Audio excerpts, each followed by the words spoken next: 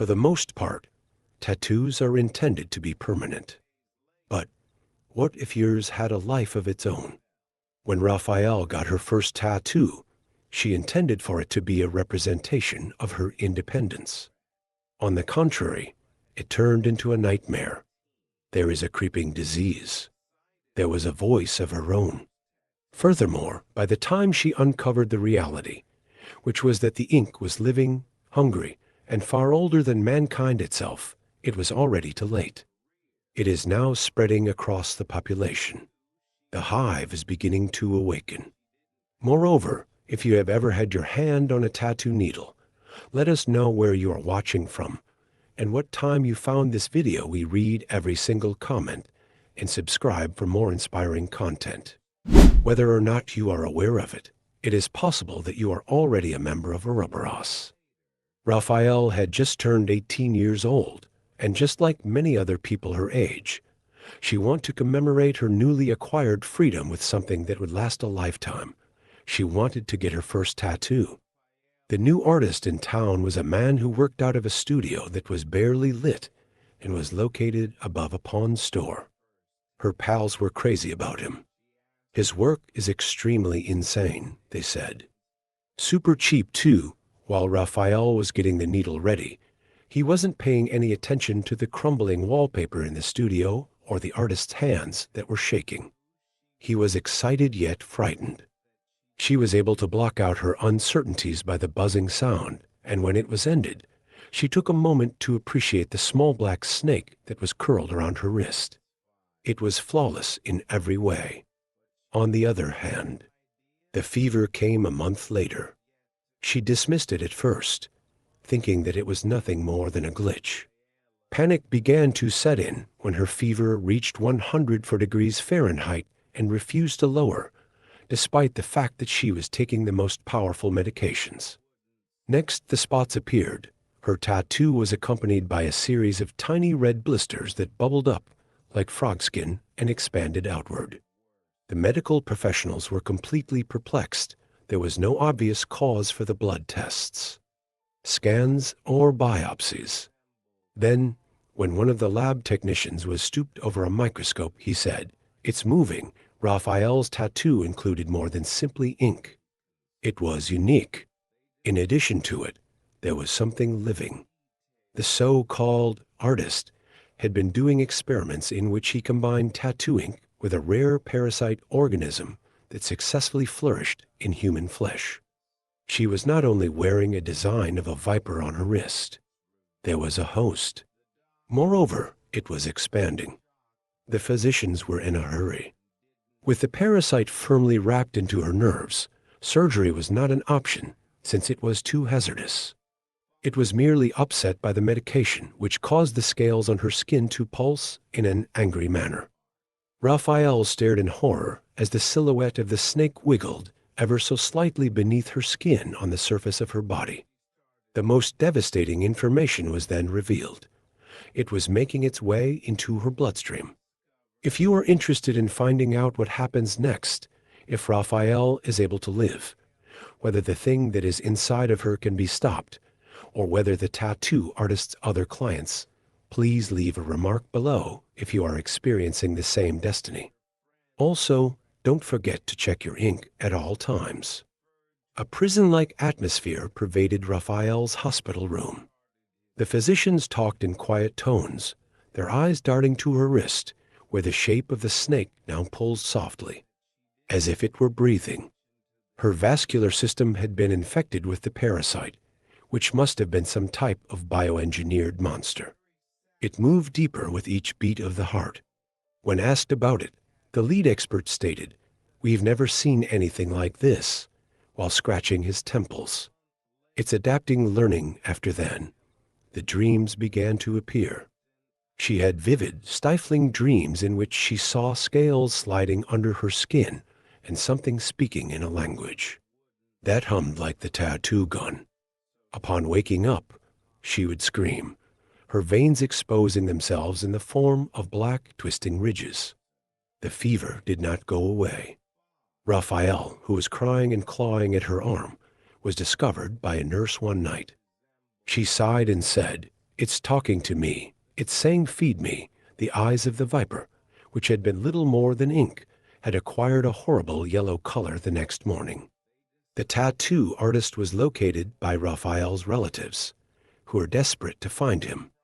Experiment number 37, crossbreeding Ophionectria natans flesh mold with synthetic melanin, was written in a diary that was concealed in a drawer. His studio had been abandoned, but the journal included a journal that was filled with hazy notes. The subject states that they are experiencing auditory hallucinations. As a matter of fact, there were other names, other victims. Because time was running short, the medical professionals suggested a last-ditch effort: cryostasis. Defrost her body in order to impede the progression of the parasite until a treatment can be discovered. There was, however, no assurance that she would come to. During the process of Raphael being wheeled into the room, the tail of the snake twitched up her forearm. In her head, she heard a hiss, and it was the last thing she heard. Raphael was encased in icy darkness as the cryo chamber sprang shut with a hissing sound. It seems that the parasite did not sleep. At the 6-month mark, during the course of studying old case data, a medical intern realized something that seemed impossible. Raphael's vital signs were still functioning. It is not human. It is something else. A steady, rhythmic heartbeat, similar to that of a snake that is hibernating. During the process of scanning her, the picture displayed tendrils of black ink that were woven through her organs, bones, and brain. Additionally, the tattoo was no longer confined to her wrist alone. It was now larger. By this time, a whole snake had wrapped itself around her ribcage, and its jaws were extended out over her heart. Burning the corpse was the plan that the physicians had in mind. The electricity then suddenly went off. Raphael's eyes suddenly opened, and they were burning yellow. Through the process of rewriting her DNA, the parasite had transformed her into its host and its voice. Despite the fact that her skin was spotted with changing ink, she tore free of the cryotubes. His grin, which was too broad and had an excessive number of teeth, was the last thing the intern saw as he ran away. She murmured, "No matter what, they are all connected, the others are waking up." It was observed that individuals who had received tattoos from the same artist started to collapse all throughout the city. Their ink crawled, transforming itself into hideous creatures such as spiders, serpents, and similar creatures that posed with a collective intelligence. The hosts went completely insane and began yelling about the hive. Those who were left behind disappeared into the darkness, uttering assurances of becoming perfect. Who is the artist? It's gone. However, there was one last note in his journal. As the infected started to congregate, the city sank into pandemonium. They did not congregate in hospitals or police stations. Rather, they congregated in the abandoned subway tunnels under the downtown area. Each of their tattoos beat in time with one another, creating a macabre symphony of living ink. The center of the circle was occupied by Raphael, who had become more of a parasite than a human being. Her body was a writhing tapestry of serpentine tendrils. "They told me their name," she muttered to the last qualified physician who had the courage to approach her. "They are familiar with this location. Within the water, in the ground itself. It is in the blood." The parasite was not anything that the tattoo artist had designed. He had made the discovery. There was a sentient, shape-shifting creature that lived on human tissue that was discovered deep inside the Amazon rainforest. This ancient microbial colony was discovered. Known as the immortal snake, it referred to itself as Eurobaros. Dormant for ages, it had been waiting for contemporary ink needles to give it a means to propagate. It had been waiting for millennia, and now it was prepared to develop further. The infected first started to combine. During the course of the tunnels, their corpses disintegrated into a living black slime that merged with one another to build something enormous. anything that is alive. Raphael's face was still visible at the center of the towering, serpentine mess of ink and flesh that was shown in the last drone feed produced by the medical professionals. Her eyes were now pools of liquid nothingness. "We will remake you," the thing said simultaneously through the lips of 100 different people. "There will be no more suffering. There will be no more deaths." "It is just the hive," the stream was then interrupted. It was the intention of the military to blast the tunnels. Those individuals who want to become a part of the hive, known as cultists, were already spreading. In only a few hours, a single drop of contaminated ink might completely rewrite a body. Someone referred to it as a miracle. The end of mankind, according to some. There were witnesses who claimed to have seen the ink chuckle as the first bombs went off. It was believed that they had killed it. That was not the case.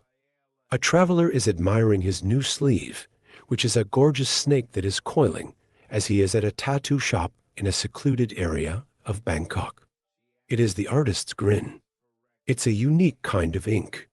As you will see, in addition, something in the design begins to flicker when the needle begins to buzz.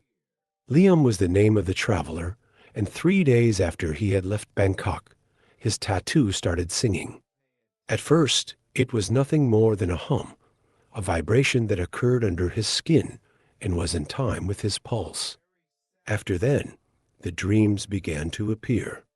Visions of a dark sun devouring the sky, of human bodies disintegrating into living rivers of ink, and of all of these things coming together to form something big and old under the ground.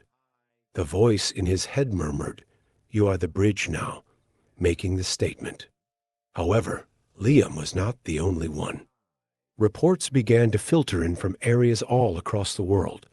A seafarer in Marseille whose anchor tattoo leaked into the docks, resulting in the formation of crabs that crawled and were black in color. In Mexico City, there is a street artist whose paintings moved at night, with their painted figures venturing out to whisper to the needy.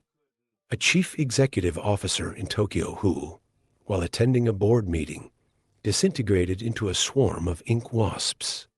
Her last words being, "The hive is harmony." It was bioterrorism that governments blamed. The reality was far more terrible. There was no invasion by Eurobaros. Remembering was the focus.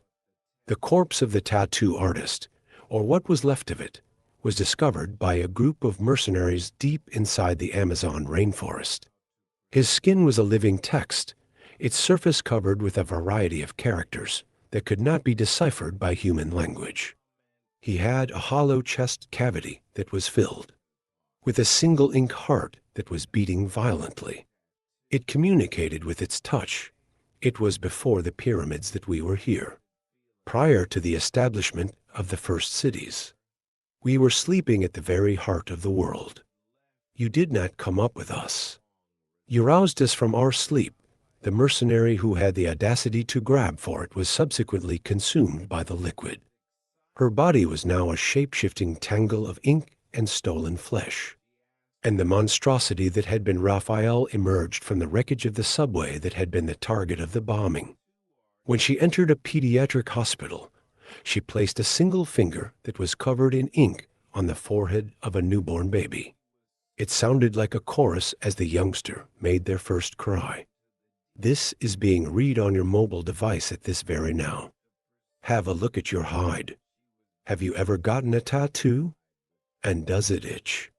It might be nothing at all.